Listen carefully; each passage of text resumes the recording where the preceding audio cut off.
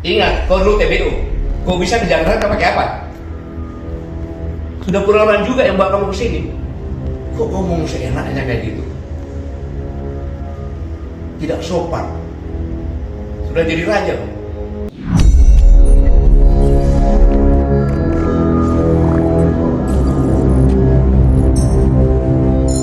Ini sedang viral banget ini Iya. video Hercules.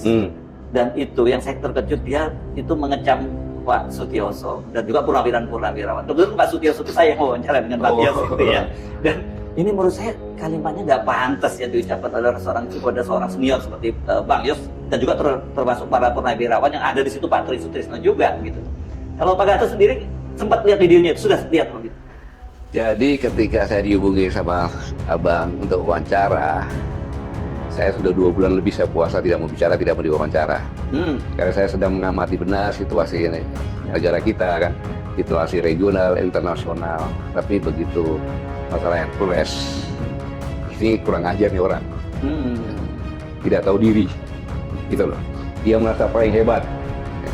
Kalau udah pensiun nggak ada di mata kirinya dia tuh, nggak dianggap gitu, ya kan? Pak Sutioso ngomong apa?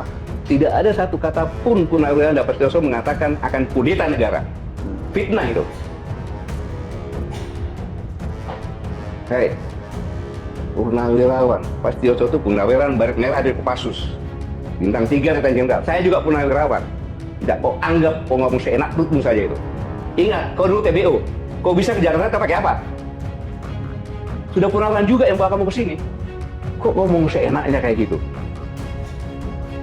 Tidak sopan. Sudah jadi raja loh.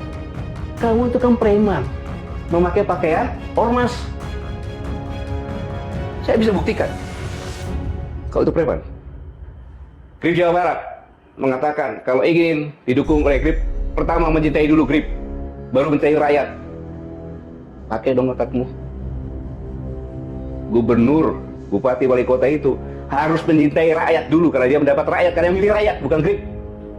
Preman itu. Yang kedua, ini yang buat saya marah. Kejadian di Depok. Polisi itu adalah alat negara yang melaksanakan ketertiban, melindungi masyarakat.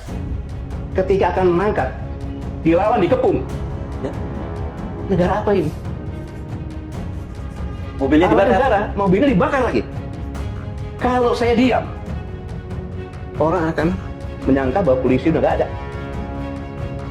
Akhirnya ke preman. Ini bahaya untuk negara kesatuan Republik Indonesia. Satu, dia menghina pensiunan Kopassus. Kau juga menghina presiden saya. Jenderal Prabowo itu komandan Jenderal Kopassus, Pangkostrat presiden saya. Kau bilang bawa-bawa tanah lagi. Saya juga bawa tanah. Yang sopan bicara. Para purnawan itu nggak ada satupun kata akan mengkhianati negara, akan kudeta, nggak ada. Justru mendukung. Mana ada? Pak Prabowo itu mantan Danjen Kopassus, mantan Pangkostrat. Masa prajurit TNI nggak dukung? Nggak masuk akal. Makanya pernyataan yang 8 itu kan mendukung, kecuali IKN. Dan memberikan masukan-masukan yang konkret berdasarkan pemikirannya mereka sendiri. Karena purnawirawan itu, Hercules tahu, purnawirawan yang di situ yang bicara itu, mereka adalah orang-orang gila. Gila mencintai negara kesatuan Republik Indonesia, termasuk presiden saya. Dia tuh gila mencintai negara. Kau apa jasanya terhadap negara? Hidup di negara ini ya, yang sopan santun. Saya mohon maaf kepada saudara-saudaraku sebangsa tanah air. Selama ini saya tidak pernah bicara keras, tapi dengan preman saya harus bicara dengan terbuka seperti ini. Dengan menggunakan bahasa preman. Nggak boleh seperti itu. Semua TNI juga akan menjadi purnawirawan. Bahkan doanya prajurit itu agar bisa pensiun. Kenapa? Panjang umur pensiun. Sukses menjalankan tugas. Pak Sutioso itu bukan langsung bintang 3 loh. Purnawirawannya bukan langsung begitu loh. Mereka berdarah-darah. Termasuk saya juga berdarah-darah di Timur-Timur.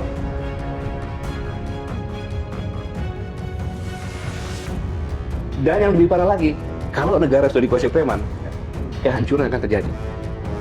Itu, kehancuran akan terjadi. Kenapa? Kosnya akan tinggi. Mana ada preman cinta rakyat, gak ada yang meres. dengan keroyokan, menurut saya nggak boleh. Negara tidak boleh ada premanisme dan itu harus diberantas. Karena itu membuat kos, pabrik-pabrik mau buka, datangin preman, lari ke Vietnam. Itu aja masalah.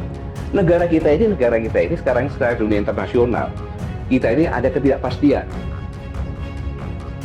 Karena perang dagang antara Cina dengan Amerika, karena Ukraina perang, banyak sekali defisit anggaran. Kemudian keterbukaan pasar bebas yang dibuat oleh Amerika kena sendiri sekarang. Nah, dalam kondisi seperti ini, maka persaingan inilah yang mengerikan. Bung Yeso sudah mulai mengerikan negara kita ini. Kita memang orang bilang kaya-kaya bagaimana? Karena sumber daya alamnya kita jual begitu saja. Kita jadi bangsa pasar. Kenapa kita nggak jadi bangsa industri? Karena kosnya tinggi. Saya pernah nyampaikan, kos industri di Indonesia itu antara 23 sampai 27.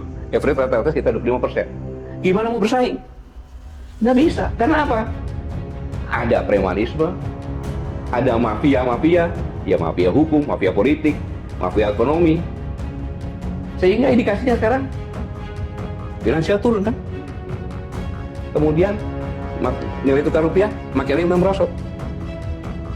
Kemiskinan menurut dia udah 60% malah. 60,3. Kalau kita biarkan premanisme ada, tak mempercepat kehancuran bangsa ini. Bangsa ini menjadi bangsa yang gagal. Makanya itu saya di sini mengajak, mari kita semuanya lupakanlah semuanya itu. Kita bergandengan tangan karena bangsa yang bisa hebat, bisa survive dalam kondisi seperti ini hanya bangsa yang cerdas, bangsa yang sigap, bangsa yang bersatu dan pantang menyerah. Karena apa? Kalau bangsa yang lemah, kalau terjadi break, kita akan menjadi bangsa pasar dan kita akan tenggelam.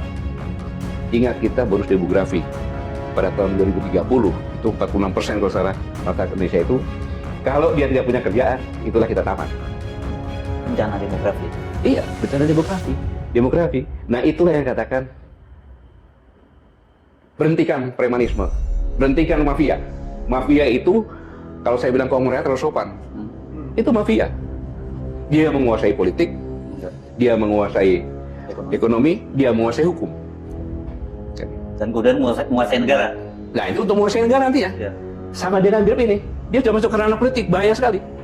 Gitu. Pak Gatot, ini ada klarifikasi sedikit. Tadi mengatakan kita bersatu gitu ya. Tapi tentunya bersatu dengan elemen-elemen bangsa yang memang benar-benar mencintai negara ini kan. Bukan bersatu dengan preman dan bersatu dengan perempuan serta mafia tadi. Kecuali unless dia sadar.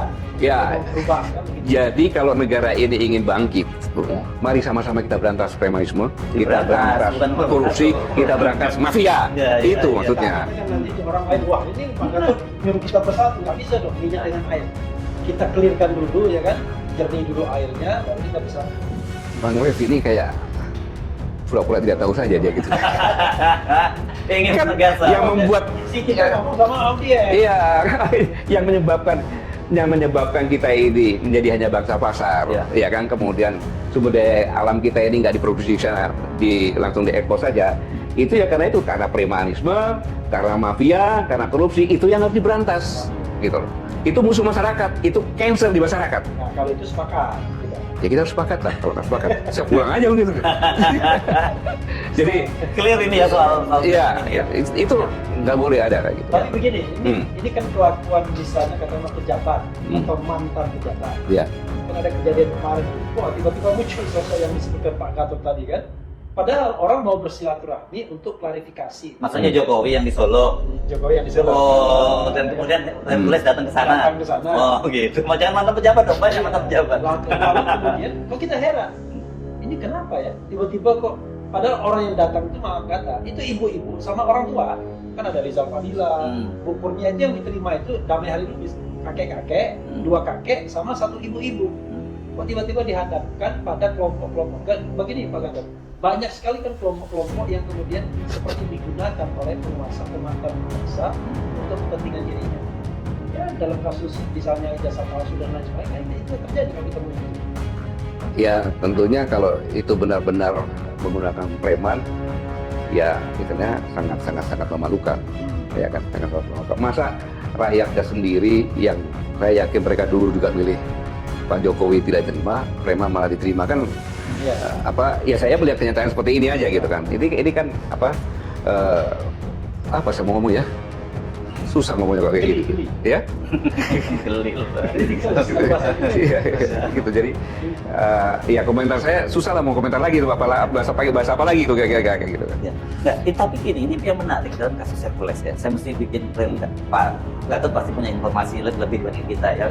Kan disebutkannya bahwa Hercules Pak Prabowo itu pernah menjadi ketua Dewan Pembina GRIP, gitu ya, GRIP Jaya.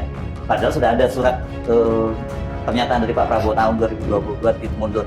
Tapi GRIP Jaya menyatakan bahwa Pak Prabowo itu tidak pernah mundur. Dan ini kelihatannya orang ini nama Pak Prabowo itu ada dicatut ya oleh Hercules. Justru itu yang saya marah.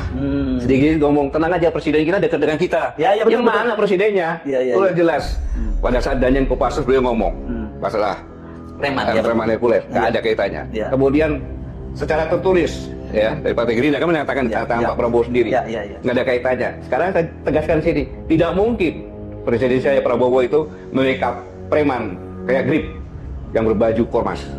Nggak mungkin Pak ya? Saya tidak yakin dan tidak mungkin. Karena yang mereka jual kan kadang-kadang persepsi. Walaupun informasi ya itu kan wajar lah, namanya juga usaha lah Pak Gari. Begini, kalau misalnya tidak ada strong rejection ya dari istana misalnya. Bantahan keras dari istana gitu. Oh. Ya saya mewakili sebagai rakyat Indonesia. Ya. Di mana Pak Prabowo ada presiden, kepala negara dan kepala pemerintahan. Saya katakan tidak mungkin presiden saya sekelas Pak Prabowo seperti itu sebagai kepala negara, kepala pemerintahan membackup GRIP, tidak mungkin. Oke, nah ini sebentar, ini pengalaman kan tadi Pak beliau kan jadi cerita bahwa Hercules itu datang ke sini karena TPO, waktu dia TPO itu apa tadi? Bawah kendali operasi apa singkatnya? Tenaga bantuan operasi. Oh, tenaga bantuan operasi. Iya, bawa barang, bawa itu gitu nah, kan. Nah, itu kan Pak Gatot juga punya pengalaman di Timur Timur yang sama. Jadi sebenarnya hubungan itu seperti apa sih, Pak? Ya, ini kan karena begini, kita kan prajurit-prajurit di sana. Ya. Merasa sudah dibantu dibawain barang-barangnya kayak gitu kan, maka dibawa ke Jakarta dan ke Solo segala macam untuk supaya kesejahteraannya, kehidupannya lebih baik, berubah lah gitu kan. Tapi justru dia mengatakan pensiunan. Padahal yang bawa dia ke sini sudah pensiun itu. Oh. Sudah pensiun, zamannya tahun 80-an lah kan. Gitu. Udah pensiun.